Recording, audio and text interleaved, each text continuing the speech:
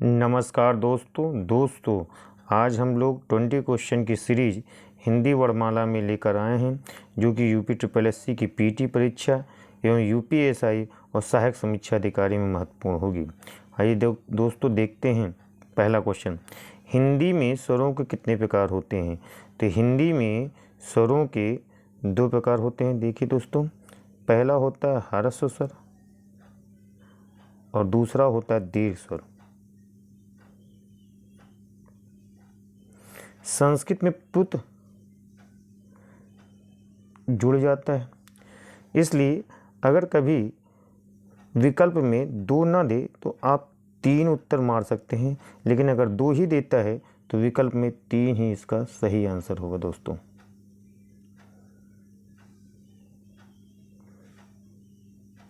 आइए दोस्तों दूसरे नंबर पर चलते हैं।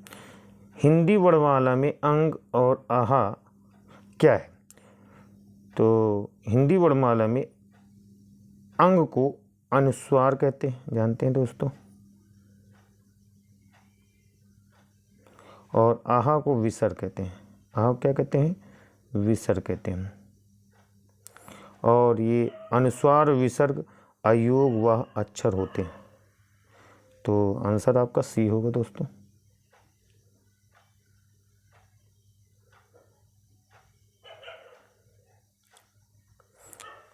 तीसरे क्वेश्चन पर चलते हैं। जिनके उच्चारण में दीर्घ स्वर से भी अधिक समय लगता है वे कहलाते हैं। तो दोस्तों देखिए, ह्रस्व स्वर जानते हैं, इसके उच्चारण में 1 मात्रा का समय लगता है। दीर्घ स्वर में 2 मात्रा का समय लगता है उच्चारण में, और प्लुत में 3 मात्रा का समय लगता है दोस्तों। और प्लुत जो होता है, प्लुत का चिन्ह होता है ओम, इस टाइप से होता है और लिखा ऐसे जाता है ओम। तो यहाँ पे तीसरे का उत्तर आपका होगा प्लुत स्वर। आइए दोस्तों अगले क्वेश्चन पे चलते हैं। निम्नलिखित में से कौन स्वर नहीं है? तो आइए दोस्तों देखते हैं। आ आप जानते हैं स्वर है, ओ भी स्वर है, ए भी स्वर है, जा आपका व्यंजन है। जा क्या है? व्यंजन है। आइए दोस्तों अगले क्वेश्चन पे चलते हैं।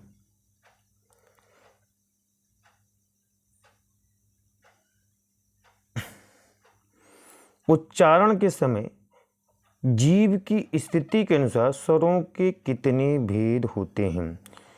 तो 3 भेद होते हैं, जानते रहिए दोस्तों। एक अग्रभाग होता है उच्चारण जीभ के अनुसार, एक मध्य होता है और एक होता है पश्च।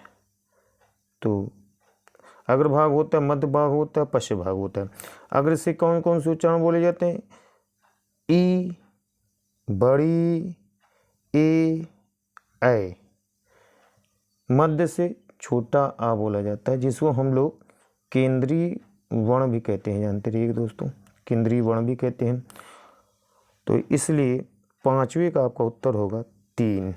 कौन कौन सा? अग्रभाग, मध्य भाग से बोले जाने वाले और पश्च भाग से बोले जाने वाले वर्ण। आइए दोस्तों अगला क्वेश्चन पे चलते हैं।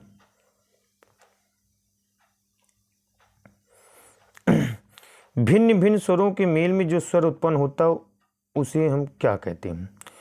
तो दोस्तों देखिए, उसे हम संयुक्त स्वर कहते हैं। उसे हम क्या कहते हैं? संयुक्त स्वर कहते हैं। बहुत सरल क्वेश्चन है। अगला क्वेश्चन देखते हैं दोस्तों। स्वर किसका भेद है? तो स्वर जानते हैं दोस्तों, स्वर जो होता है वर्ण का भेद होता है। तो बहुत सरल क्वेश्चन है दोस्तों।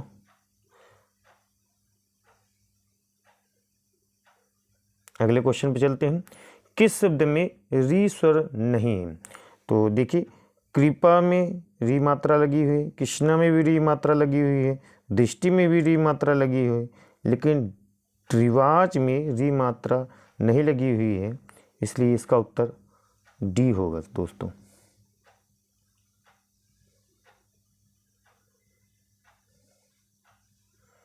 आइए दोस्तों अगले क्वेश्चन पे चलते हैं। अयोग्य कहा जाता है, तो अयोग्य अभी हमने आपको बताया कि अयोग्य अंग और आहा होते हैं, अनुस्वार और विसर्ग ही इसका उत्तर होगा दोस्तों। आइए दोस्तों अगले क्वेश्चन पे चलते हैं।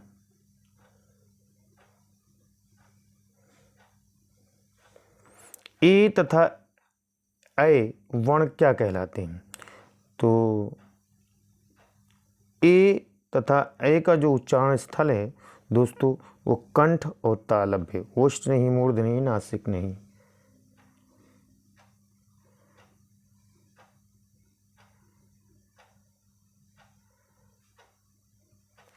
वे ध्वनियाँ जो स्वरों की सहायता के बिना उच्चारित नहीं हो सकती क्या कहलाती हैं? तो दोस्तों आप जानते हैं कि व्यंजन जो होते हैं स्वरों की सहायता से बोले जाते हैं। छोटा आ हमेशा व्यंजन में रहता है, अर्थात ये बिना स्वर के उच्चारित नहीं हो सकते, इसलिए आंसर आपका सी होगा, अर्थात व्यंजन होगा।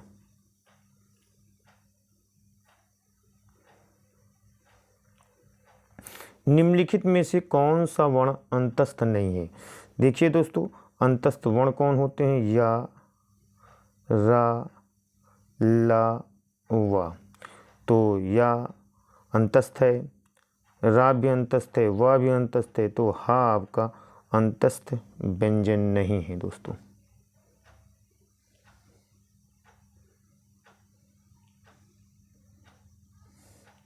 उच्चारण स्थान की दृष्टि से कौन सा विकल्प शुद्ध है? तो उच्चारण स्थान की दृष्टि से कौन सा विकल्प शुद्ध है?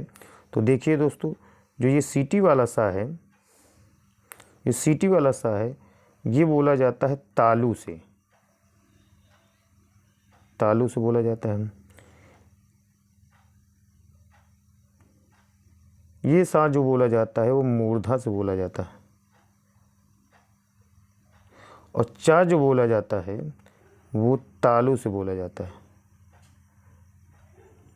तो सा जो है दंत से बोला जाता है, इसलिए ए वाला आंसर आपका सही होगा सर।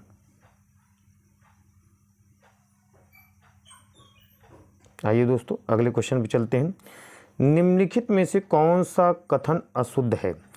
तो देखिए दोस्तों 2 नंबर देखिए बी, 2 महाप्राण व्यंजनों को उच्चारण एक साथ हो सकता है, यही विकल्प जो है आपका अशुद्ध है दोस्तों, ध्यान दीजिएगा दोस्तों।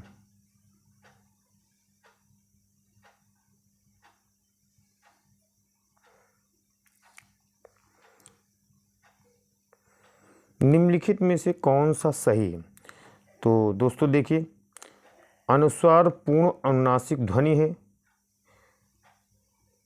प्रश्न है वर्ग का पंचमा अक्षर जो होता है अनुनासिक होता है, सही है, ये तो क्लियर है आपका सही है। अनुस्वार पूर्ण अनुनासिक है, ये भी सही है आपका। अनुनासिक के उच्चारण के दौरान नाक से बहुत कम सांस निकलती है, मुंह से अधिक, ये गलत है। तो देखिए दोस्तों कूट से देखा जाए तो आप पहला और दूसरा सही होगा, अर्थात इसमें आपका उत्तर आ जाएगा दोस्तों सी वाला, 1 और 2। ठीक है दोस्तों। आइए दोस्तों अगला क्वेश्चन पे चलते हैं। दांत एवं जीभ के स्पर्श से बोले जाने वाले वर्ण को क्या कहते हैं? तो दांत और जीभ के स्पर्श से बोले जाने वर्ण को आप जानते हैं दोस्तों दंत कहते हैं, डी दोस्तों।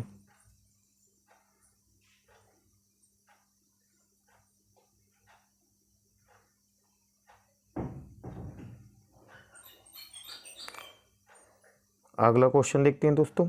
निम्न में से कौन सा अग्र स्वर नहीं है?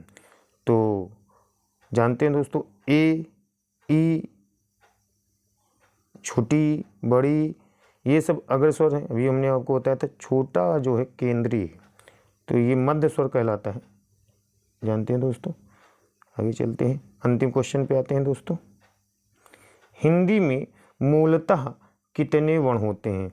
तो हिंदी में मूलतः आप जानते हैं दोस्तों 52 वर्ण होते हैं। ध्यान दीजिएगा दोस्तों।